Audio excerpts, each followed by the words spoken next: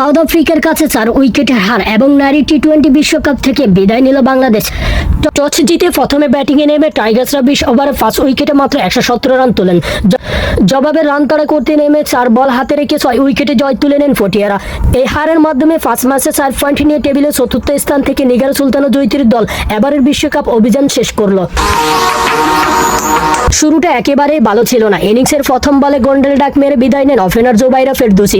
দ্রুত 2 উইকেট হারানোর পর সোবানা মুস্তারিফ 42 রান এবং শেষ দিকে অধিনায়ক নিগার সুলতানা 30 রানের উপর ভর করে লড়াকু পুঁজি পায় বাংলাদেশ।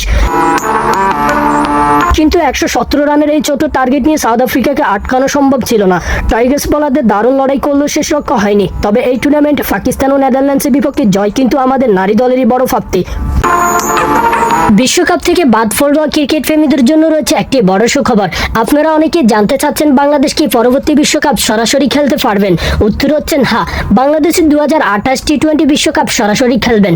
আইসিসি নিয়ম অনুযায়ী 2026 বিশ্বকাপের গ্রুপ শীর্ষ 4 দল করে মোট 8টি দল 28 সালের বিশ্বকাপে সরাসরি খেলার যোগ্যতা অর্জন করবেন।